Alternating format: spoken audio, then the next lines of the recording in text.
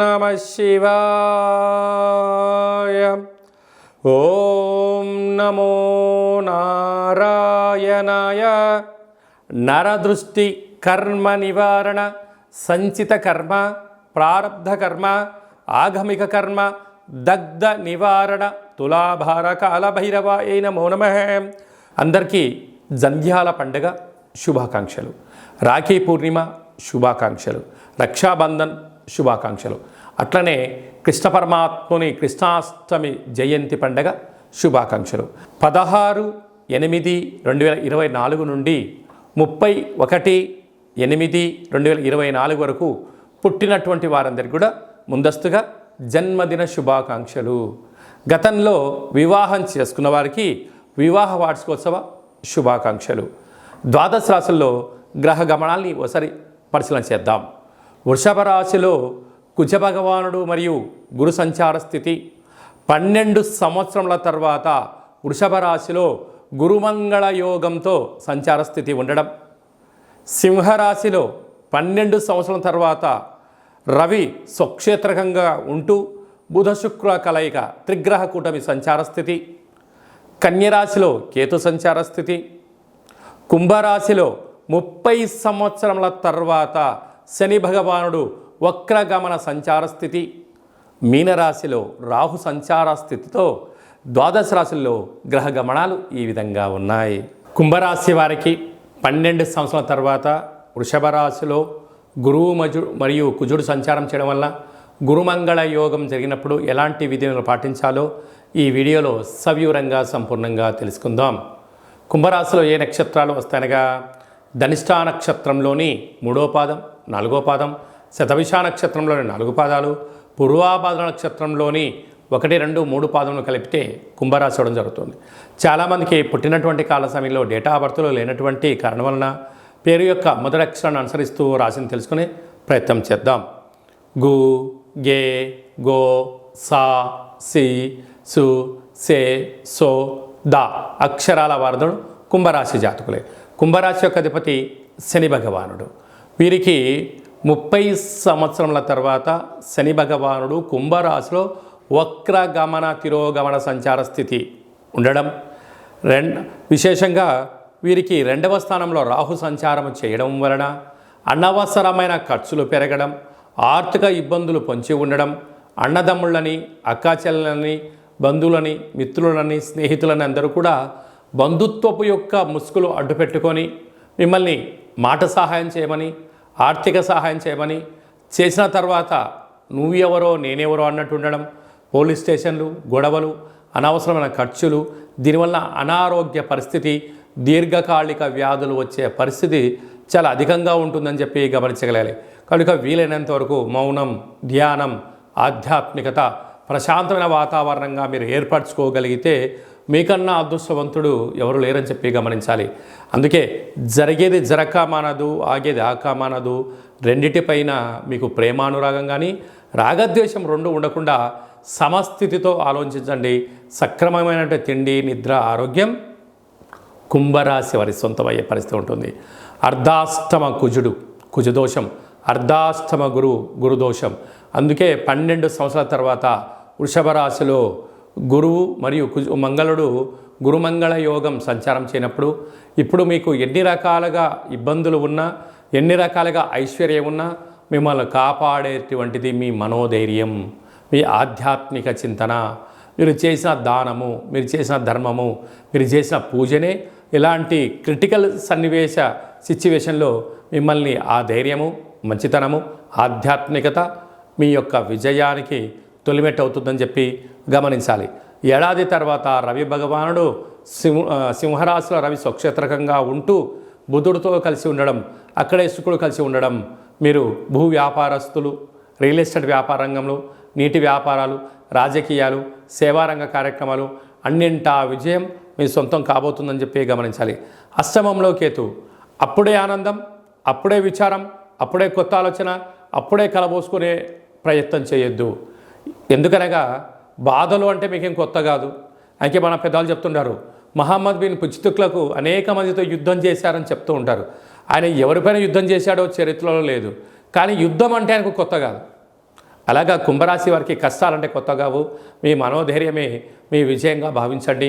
Real estate వ్యాపారస్తులు, గృహ భవన నిర్మాణ కార్యక్రమాలు చేసేటువంటి వారు, సాఫ్ట్వేర్ హార్డ్వేర్ ఉద్యోగస్తులు, హోటల్ వ్యాపారాలు, నీటితో కూడుకున్న వ్యాపారాలు, ఆహార ఉత్పత్తులు, సినిమా రంగంలో ఉండబడిన వారు, జర్నలిజం రంగంలో ఉండబడిన వారందరికీ చాలా మంచి కాలము అని చెప్పి గమనించాలి. ముఖ్యమైనటువంటి పండగల గురించి క్లుప్తంగా సవివరంగా సంపూర్ణంగా తెలుసుకుందాం. 17వ తారీఖున శనివారం శనిత్రయోదశి, 19వ తారీఖున రాఖీ పూర్ణిమ, జంధ్యాల పండగ అని చెప్పుకుంటూ ఉంటాం. అంటే ఈ భూమండలం అంతను కూడా శ్రావణ మాసం రాగానే లక్ష్మీదేవతల యొక్క పూజల చేత మనకు మొదటి శుక్రవారము, రెండవ శుక్రవారము, పూర్ణిమ, మూడవ శుక్రవారము, నాలుగో శుక్రవారం సందర్భంగా ప్రతి ఇంట అంగరంగ వైభోగంగా లక్ష్మీమాత పూజ చేసుకుంటూ ఉంటాం, వరలక్ష్మి పూజ చేసుకుంటూ ఉంటాం. కనుక సంవత్సరానికి ఒక్కరోజు వచ్చేటువంటి ఈ జంధ్యాల పండగ తల్లిని మించిన దైవము లేదు, గాయత్రి మంత్రాన్ని మించిన మంత్రము లేదని ఎలా చెప్పుకుంటామో అందరూ కూడా బ్రాహ్మణులు, వైశ్యులు, క్షత్రియులు, విశ్వకర్మలు, పద్మశాలీస్ అందరూ యజ్ఞోపవీతాన్ని మార్చుకొని సూర్య నమస్కారం చేసుకొని కనీసం 108 సార్లైనా గాయత్రి మంత్రాన్ని ఉచ్చరించడం వలన అమ్మవారి యొక్క ఆశీస్సులు అద్భుతమైన మనందరికీ శ్రీరామ రక్ష అని చెప్పి గమనించాలి. ప్రతి ఒక్క అబ్బాయి తోడబుట్టిన చెల్లెలి చేత రాఖీ బంధనం, రక్షాబంధనం కట్టించుకోవడం చేత మనకు శ్రీరామ రక్ష. అన్న అంటే నాన్నలో సగభాగం, అమ్మలో సగభాగం. చెల్లి అంటే మన క్షేమాన్ని కోరుకునేటువంటి మనకు తల్లితో సమానమంటే అమ్మాయి. కనుక అమ్మాయితో మనము బొట్టు పెట్టించుకొని కంకణం కట్టించుకొని రక్షాబంధనం చేయించుకోవడం వలన మన కుటుంబానికి శ్రీరామ రక్ష అని చెప్పి మనం గమనించాలి. కనుక మనమందరం కూడా మన ధర్మాన్ని పాటిద్దాం. సకుటుంబ సపరివార సమేతంగా అన్నగారింటికి, వదిన గారింటికి ఆడపడుచులు వెళ్ళడం, అంటే ఆడపడుచు గారు బావగారింటికి ఈ అన్నగారు మరదలు గారు వెళ్ళడం వలన సకుటుంబ సమేతంగా కుటుంబంలో అందరికీ నిత్యము మంచి మనస్సులు, సత్ప్రవర్తన, నిండు నూరేళ్ళ ఆయురారోగ్యాలు ప్రసాదించే శక్తి ఈ శ్రావణ పూర్ణిమకు ఉంటుందని చెప్పి గమనించాలి. శ్రవణ నక్షత్రం రోజు పూర్ణిమ అవ్వడం వలనే ఇది శ్రావణ మాసం అవుతుంది. నక్షత్రాధిపతి చంద్రుడు అవ్వడం, అలాగే ఆ నక్షత్రంలో జన్మించినటువంటి వెంకటేశ్వర స్వామి వారు కళవు వెంకటనాయక అనం వెంకటేశ్వర స్వామి యొక్క జన్మ నక్షత్రం అవ్వడం వలన తెలిసి స్మరించిన, తెలియక స్మరించిన నారాయణ అన్న, వెంకటేశ్వర అన్న, లక్ష్మీదేవి అన్న కూడా వారి ఇంటికి వచ్చి మనకు సర్వత్రా ఐశ్వర్యాన్ని ఇచ్చే శక్తి ఈ శ్రావణ మాస పూర్ణిమ ఉంటుందని చెప్పి గమనించాలి. యథాశక్తిగా మనము అమ్మవారి పేరు మీద ఒక 5 మంది ముత్తైదులకు పసుపు కుంకుమలు కానీ, గాజులను కానీ, బొట్టు పెట్టడం కానీ, పేరంటం కార్యక్రమం చేయడం కానీ, తులసి కొట్టులో వ్రతం చేసి నలుగురికి పూజ చేయడం వలన ఇంట్లో నరదృష్టి తొలగిపోతుంది, ఇంట్లో మనశ్శాంతి ఉంటుంది. ప్రతి శ్రావణ మాసంలో వచ్చేటువంటి ప్రతి అమ్మాయి అయినా, ఆడపడుచైనా, స్త్రీమాత అయినా లక్ష్మీమాతగా మనం భావించండి. అబ్బాయిలు వచ్చారు, పురుషులు వచ్చారు, పెద్దవారు వచ్చారు, శ్రీమన్నారాయణుడిగా భావించండి. అంతా మంచే కలుగుతుంది. అంకే మనకు గీతలో కృష్ణ పరమాత్మ చెప్తాడు, యద్భావం తద్భవతి. నువ్వు ఏ మనసుతో చూస్తావో వాళ్ళు మనకు ఆ రూపంలో కనపడతారట. కనుక ఈ స్త్రీమాతలందరినీ కూడా లక్ష్మీ రూపంగా భావించండి. యథాశక్తిగా చారే చీరే, పసుపు కుంకుమలు, గాజులను ఏర్పాటు చేయండి. మన ఇంట లక్ష్మీదేవి తాండవ మారుతుందని చెప్పి గమనించాలి. అలాగనే మనకు 26వ తారీఖున శ్రావణమాస బహుళాష్టమి, శ్రీకృష్ణ జన్మాష్టమి, కృష్ణ పరమాత్ముడు జయించినటువంటి పర్వకాలము. కనుక మనమందరము కూడా ప్రతి ఇంట్లో సింహద్వారం దగ్గర నుండి లేక తులసి కోట దగ్గర నుంచి ఇంట్లోకి ఒక 27 అడుగులు కృష్ణుడి యొక్క పాదాలను వేయండి. కృష్ణ పరమాత్మునికి తులసితో అర్చించండి. స్వామివారి యొక్క ఆశీస్సులు కలుగుతాయి. ఆ రోజు కృష్ణ పరమాత్ముని యొక్క అష్టకాన్ని వినడం, గోకులాష్టమి ఎంత పెద్ద పండుగనో మనం అందరికీ తెలుసు. అలాగా చక్కెర పొంగలని పాయసంతో ఉన్నటువంటి పదార్థాన్ని నైవేద్యం పెట్టడం, వెన్న ముద్దను ఏర్పాటు చేయడం, మన యొక్క అబ్బాయిలకు కానీ అమ్మాయిలకు కానీ చిన్నపిల్లలకు కృష్ణుడి యొక్క అలంకరణ చేసి దైవం మానుష రూపేణ అంటే చిన్నపిల్లలు దైవంతో సమానం అని చెప్పి మనం గమనిస్తూ ఉంటాం. వాళ్ళకి అలాంటి అలంకరణ చేసి వారికి సంపూర్ణమైన తృప్తికరమైన ఆహారం పెట్టడం వల్ల కృష్ణ పరమాత్ముడే మన ఇంటికి వచ్చాడా అన్నట్టు కళ ఉంటుందని చెప్పి గమనించాలి. కనుక మనమందరం కూడా భగవంతుణ్ణి సేవ చేద్దాం. కష్టాలు రాకుండా ఉండేదానికన్నా ఎంతటి కష్టం వచ్చినా దాన్ని అధిగమించే ధైర్యాన్ని ప్రసాదించమని భగవంతుని కోరుకుందాం. అలాగనే శ్రావణ మాసంలో కపాల కాళ భైరవ స్వామి యొక్క పూజ, స్మరణ, కూష్మాండ దీపము, సౌభాగ్య ముడుపు కట్టడం వలన మనకు అద్భుతమైనటువంటి కాలాన్ని శాసింపజేసే శక్తి కాలభైరవుడికి ఉంటుందని చెప్పి గమనించాలి. కనుక వీలైతే ఇంట్లో చేసుకోండి, కుదరలేదు ఈ కేంద్రమును సంప్రదించినట్లయితే మన యొక్క దేవాలయంలో శుద్ధాష్టమి, బహుళాష్టమి, పూర్ణిమ, అమావాస్య సందర్భంగా కాళభైరవ స్వామి వారికి అభిషేకము, అర్చన, హోమము, కూష్మాండ దీపము, సౌభాగ్య ముడుపు కట్టడం జరుగుతుంది. కనుక మనం అందరము కూడా పూజలో పాల్గొందాం. పూజ కార్యక్రమం అంతా కూడా మీకు వాట్సాప్ కాల్ ద్వారా ప్రత్యక్ష ప్రసారాన్ని కూడా చూపించడం జరుగుతుంది, గమనించగలగాలి. అలాగనే మనకు 31వ తారీఖున శనివారం, శని త్రయోదశి, పుష్యమి నక్షత్రం. 17వ తారీఖున, 31వ తారీఖున శనివారం రోజు శని త్రయోదశి సంచారంలో ఉంది. అనగా పుష్యమి నక్షత్రము కర్కాటక రాశి, అష్టమ స్థాన శని సంచార స్థితి. అనురాధ నక్షత్రము వృశ్చిక రాశి, అర్ధాష్టమ శని. ఉత్తరాభాద్ర నక్షత్రము మీనరాశికి ఏలనాటి శని. అంటే ఈ 3 రాసుల వారు, ఈ నక్షత్రాల వారు తప్పకుండా వారు ఎంత బరువైతే ఉంటారో అంత బరువు కలిగినటువంటి ఉప్పును తులాభారంగా చేసుకొని ఆ ఉప్పునంతను కూడా నీటిలో పోసి తులాభారం చేసినటువంటి నీటితో, ఉప్పుతో శివుడికి పాశుపత ఆయుష్య రుద్రహోమం చేసుకోవడము అద్భుతమైన యోగము అని చెప్పి గమనించాలి. అలాగనే మనకు వెదరు కర్రలు ఉంటాయి, వెదరు కర్రలను కూడా తులాభారం చేసుకొని హోమంలో వేయడం. అలాగనే మరొక స్వరూపము శని స్వరూపము బొగ్గులు. ఆ బొగ్గులను కూడా తులాభారం చేసుకొని హోమంలో పొయ్యడం వలన, అంటే సమర్పించడం వలన, అంటే కష్టాలు దగ్ధమైపోతాయి, మృత్యుదోషాలు తొలగిపోతాయి, అపమృత్యు దోషాలు తొలగిపోతాయని చెప్పి గమనించాలి. అంటే భగవంతుడికి ఆ యొక్క శనైశ్వర స్వామి వారికి తైలాభిషేకం అన్నా, లేకపోతే ఆ నూనెను తులాభారం చేసుకొని హోమంలో వేయడం కానీ, దీపాన్ని వెలిగించడం కానీ, ఉప్పును తులాభారం చేసుకొని నీటిలో పోసి శివుడికి రుద్రాభిషేకం చేయడం కానీ, ఆ వెతరు కర్రలతో తులాభారం చేసి హోమంలో వేయడం కానీ, ఈ బొగ్గులను అంటే కష్టకాలంలో ఉన్నప్పుడు ఆ వ్యక్తి పిచ్చోడిలాగా ఇబ్బందిగానే పడుతూ ఉంటాడు. అలాంటి బొగ్గులను తులాభారం చేసి హోమంలో వేయడం వలన కష్టాలకు ఫుల్ స్టాప్ చెప్పి ఐశ్వర్యానికి స్వాగతం పలుకుతారని చెప్పి గమనించాలి. ఒక్క చిన్న విధి విధానాన్ని మీ యొక్క ప్రాంతంలో ఉండబడినటువంటి శివాలయంలో వెళ్ళి ఈ కార్యక్రమాన్ని చేసుకునే ప్రయత్నం చేయండి. ఈ యొక్క 3 నక్షత్రాలు, శని నక్షత్రాలు శని ప్రభావ సంచార స్థితితో దోషంలో ఉన్నాయని చెప్పి గమనించాలి. అలా కుదరకపోతే ఈ కింది నెంబర్ సంప్రదించినట్లయితే మీకు అంతను కూడా ఈ కార్యక్రమాన్నంతా కూడా మీరు వస్తే మిమ్మల్ని కూర్చోబెట్టి తులాభారం చేయించి హోమంలో ఈ కార్యక్రమాలని పదార్థాలను సమర్పించడం జరుగుతుంది.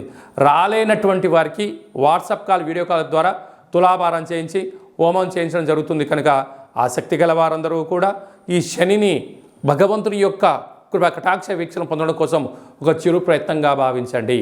ఇంకనూ మనం విజయం సాధించగలగాలి అన్నట్లయితే ఈ యొక్క పాత్ర కంచు పాత్ర. ఈ యొక్క పాత్రలో మనకు 12 రాసులు అచ్చు వేయడం జరుగుతుంది.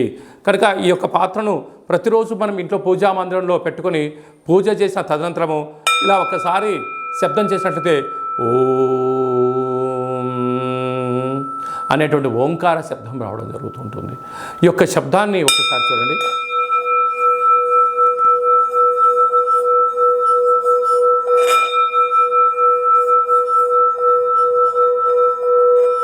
ఈ యొక్క శబ్ద తరంగాల్ని ఇంట్లో అలా ఏర్పాటు చేయడం వలన ఇంట్లో ఉండబడినటువంటి నరదృష్టి, తంత్రదోషాలు, తాంత్రిక దోషాలు తొలగిపోయి ఐశ్వర్యం మనకు కలుగుతుందని చెప్పి గమనించాలి.